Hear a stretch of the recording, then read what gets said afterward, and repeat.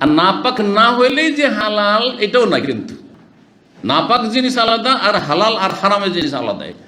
এইটা অনেকে মূর্খতার কারণে বুঝে না, অথবা যে বিরোধী ফতোয়ার ক্ষেত্রে তাদের উপর আক্রমণ করে এইরকম কথা বলে যে গরুর পেশাব পাক আর উটের পেশাব পাক, তাহলে খাও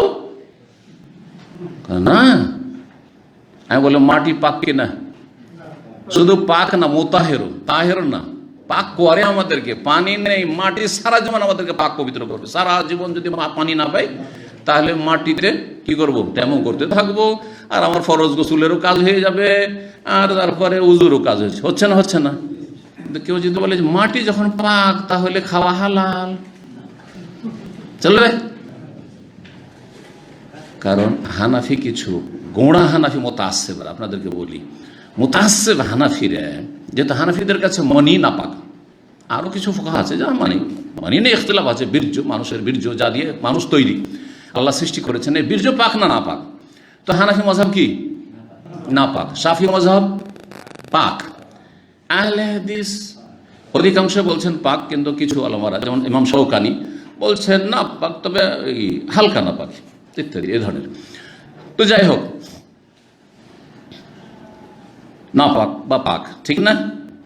মানি যখন পাক বললেন শাফি মজহাবের লোকেরা বা ওলামারা, তখন হানাফি যারা মুতাসসিব তারা এই মজহাবি গোনামের কারণে এক মজহাবের লোক আর মজহাবের উপর আক্রমণাত্মক করে থাকে, অ্যাটাক করে থাকে, বুঝা গেছে না?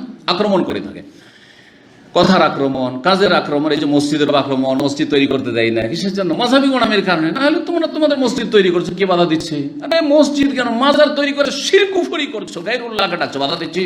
সরকার বাধা দিয়ে পারলে, আমাদের বাধা দেওয়ার কোনো ক্ষমতাও নেই আর অধিকারও নেই, বোঝা গেছে না? তো শিরক কুফরি করছো, মাজার পূজা করছো, তাতে আমরা বাধা দিতে চাই না। আমরা মসজিদ তৈরি করে আমরা বিশুদ্ধ সালাত আদায় করবো আমাদের তরিকায়, রাসূলের তরিকায়, তো বাধা কেন? মজহাবি গোনামি, আমরা তো কখনো বাধা দিতে যাই না। আহলে হাদিসদের মধ্যে এত উদারতা আছে যে আমাদের সাথে হানাফি ছেলে জামিয়া সালাফিয়ার মতো বড় বড় মাদ্রাসায়, যেখানে হাজার হাজার আহলে হাদিস ছেলে, একটা দুটা হানাফি ছেলে পড়েছে, স্বাধীনভাবে সে নাভির নিচে হাত বেঁধেছে, রফায়দান করেনি, কথা বোঝা গেছে? এই সুন্নাত আমিন জীবনে বলেনি, কোনোদিন তাকে অপদস্থ আমরা করিনি, কোনোদিন তাকে কোনো রকমের কোনো এই রকমের ভাষা ব্যবহার করিনি যাতে সে কষ্ট পায়। বরং আশা করেছি যে আমাদের এখানে পড়ে পড়ে আশা করা যায় যে সঠিকটা বুঝবে, হেদায়েত হবে। রফায়দান করুক আর না করুক, আমিন জোরে বলুক আর না বলুক, আর নাভির নিচে হাত বাঁধুক আর ছেড়ে পড়ুক, বোঝা গেছে? এই উদারতা আহলে হাদিসের মধ্যে আছে, ভালো করে শুনেন। পক্ষান্তরে হানাফি মসজিদে যান আর ঝেড়ে রফায়দান করেন, বুকের উপর হাত বাঁধেন, আমিন টান দেন, ওরে বাপরে ঘাবড়িয়ে যাবে, কি হলো রে, বড় কষ্ট লাগে আমিন শুনতে, তাই না? এত গোড়ামি কেন? মসজিদ থেকে তাড়িয়ে দেবে, বের করে দেবে। বরং কিছু মসজিদকে ধয়, বেরলবি হানাফি যারা, তারা মসজিদ ধয় যে ওয়াহাবি কাফের ঢুকে গেছে, কাফের ঢুকলে, কুকুর ঢুকলে যেমন ধুইতে হয় তাদের কাছে, কুকুর ঢুকলে ধুইতে হবে, মসজিদ ওয়াহাবি ঢুকেছে মসজিদ ধুইতে হবে, আউযুবিল্লাহ। তো এই গোনামির কারণে শাফিদের আক্রমণ করে হানাফি কিছু মুতাসসিবগুলো বলছে যে মানি যখন পাক তো খাও, কথা বোঝা গেছে? ইমাম নবী রহমতুল্লাহ আলাইহি, ইমাম নবীকে চিনেন তো? এই যে 40 হাদিস আপনাদের বোঝানো, 40 হাদিসের লেখক কে? ইমাম নবী। রিয়াজুস সালেহিন, রিয়াজুস সালেহিন কার? ইমাম নবী রহমতুল্লাহ আলাইহি। সহিহ মুসলিমের সবচেয়ে ভালো এবং পুরাতন ভাষ্য হচ্ছে ইমাম নবী রহমতুল্লাহ আলাইহি।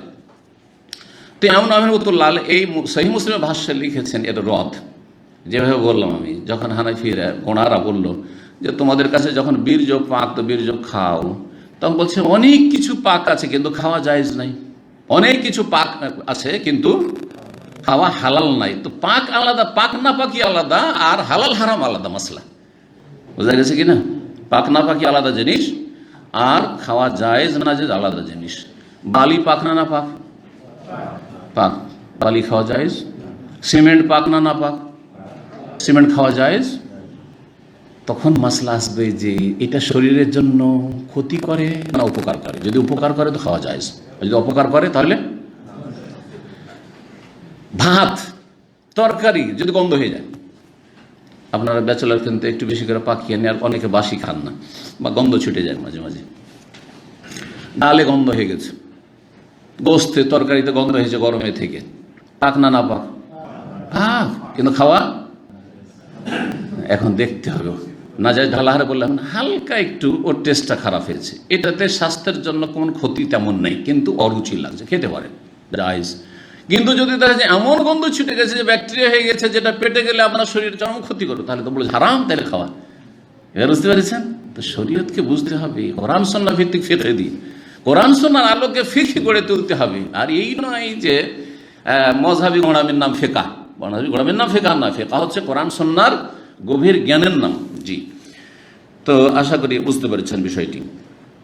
তো এই যে পেশাবে রঙা কাপড় এমন দেশ থেকে আসতে হতে পারে যে এটা কিসের পেশাব, গবাদি পশুর পেশাব দিয়ে রঙা, সুতরাং কোনো অসুবিধা নেই, ধোয়ার কোনো প্রয়োজন নেই, সেই কাপড়ে সালাত আদায় করে।